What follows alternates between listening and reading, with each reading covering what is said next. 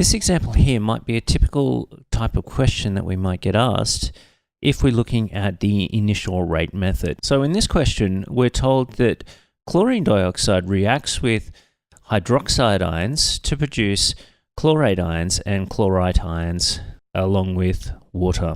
Where we have used the initial rate method, we have conducted experiments where we've used certain starting concentrations of our reactants. And then we measure the rate of the chemical reaction. So here we've measured the rate of disappearance of hydroxide ions. If we have a look at the chemical reaction here, we can see that 2 hydroxides will go to 1 chlorate ion. So chemical reactions are usually written in terms of unimolecular reactions. What do I mean by that? I mean that rates of chemical reactions are usually written in terms of unimolecular reactions. So if we look at the rate of this chemical reaction here, we would normally look at the rate of change of the chlorate ion with respect to time, because it's a unimolecular thing. There's a stoichiometric coefficient out the front of 1. So if we're looking now at the disappearance of hydroxide ions, what we have to say is, well, it's a disappearance, so there's a negative sign out the front, and we're looking at the rate of disappearance of hydroxide ions here with respect to time. But what we find is for every one reaction that goes along, we're actually consuming 2 hydroxide ions. So what we'll find is that the rate of consumption of hydroxide ions will be twice that of the rate of reaction. So really what we should be looking at is the rate of reaction here instead. So what we should do is calculate the rate of the chemical reaction here, which is going to be each individual one of these rates divided by 2. So now we've worked out what the true rate of the chemical reaction is. It's time for us to actually write down what the rate law is. The rate law is expressed in terms of the concentrations of the reactant. So we had chlorine dioxide reacting with hydroxide ions. Now it's really tempting to raise these to the stoichiometric coefficients out the front, but that would be incorrect because we cannot write a rate of a reaction based upon the stoichiometry of the reaction unless it's a unimolecular reaction. And this reaction here is unlikely to be a unimolecular reaction. So what we need to do is write it with coefficients A and B here, because these coefficients have to be experimentally determined. This is why we're using the initial rate method here. And there's a constant of proportionality here, which is the reaction rate constant. We have all of these different reactions here, which we've done. So what we can do here is we can ratio to reactions. So in this reaction here, we have the chlorine dioxide changing concentrations, and now here the hydroxide ions aren't changing their concentration, and yet we've seen a difference in the rate of reaction here. So this might be a good one to start with. So let's do the ratio of reaction 2. So reaction 2 would be a rate constant for the second reaction times the concentration of the chlorine dioxide for the second reaction times the concentration of the hydroxide ions for the second reaction. Now what we want to do is do the ratio with the first reaction here. So it's going to be K1. Now the reaction rate constant is going to be a constant at a constant temperature, and here the reaction was always done at 25 degrees, so the reaction rate constant will always be the same. So now we can divide by the concentration of the chlorine dioxide in case 1 and divide through by the hydroxide ion concentration of case 1. So now we can substitute in the values that we know for all of these things.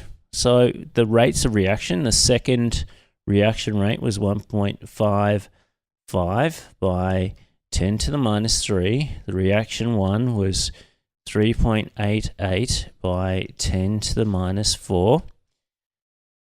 Now let's fill in the chlorine dioxide concentrations. So in case reaction 2, it was 0.030. We need to raise that to the stoichiometric coefficient of A, and in reaction 1, the concentration was 0.015. We need to raise that to the power of A. We need to multiply that by the concentration of the hydroxide in case 2, which was 0.015. We need to raise that to the power of B, and we divide it by the concentration of hydroxide in reaction 1, which was 0.015, and we need to raise that to the stoichiometric coefficient of B. So what we see here is these two concentrations are the same, so therefore they will cancel out to be 1. So if we do this ratio out the front here, we find out that the ratio there is 4, or approximately 4. And here, what we can actually do is we can actually take the stoichiometric coefficient out the front and divide these concentrations, and those two concentrations will be 2 to the A. So our answer here is 2 to the A equals 4. So it's quite easy to see that this A must be 2, because 2 to the power of 2, or 2 squared, is equal to 4. So in this case, A is equal to a stoichiometric coefficient of 2. So we found out one thing about this reaction. Now, if we have a look at this data, there's another point here, or another two reactions that we can ratio together where the concentrations of some of the chlorine dioxide stay the same, but the hydroxide ion concentration changes. So for instance, we could do the reaction 4 with reaction 2 here, because these concentrations change, these ones do not. So let's do case 4 and case 2, reaction 2. So if we do the reaction rate of reaction 4 divided by the reaction rate of reaction 2, we find out that we have our K's, and remember they're the same at the same temperature. We can put in our concentration of chlorine dioxide raised to the power of 2 for case 4, divided by the concentration of chlorine dioxide case 2 squared, because we know from our previous calculations that the coefficient is 2 here. And then we can times that by the concentration of hydroxide in reaction 4 raised to the stoichiometric coefficient of B, and the hydroxide ion concentration of case 2 raised to the B. Let's fill in what we know. 3.11 by 10 to the minus 3 divided by 1.55 by 10 to the minus 3 equals, and let's fill in the concentrations of the chlorine dioxide, 0.030 divided by 0.030, and both of those are squared, so they're going to cancel each other out. And then we can fill in hydroxide ion concentration, 0.030 divided by 0.015, and we raise these to the power of B. So this ratio here works out to be 2, and if we do a similar trick before, divide these two things and then raise it to the stoichiometric power of the thing outside there, we get 2 to the power of B is equal to 2. So the only thing that B can be is 1. So we can write down the full rate equation now. The rate of the chemical reaction is the reaction rate constant times the chlorine dioxide concentration squared times the hydroxide ion concentration raised to the power of 1. So overall, the molecularity of the reaction is 3, because it's 2 for the second order with respect to the chlorine dioxide, and it's first order with respect to hydroxide. So overall, it's third order. It has a molecularity of 3.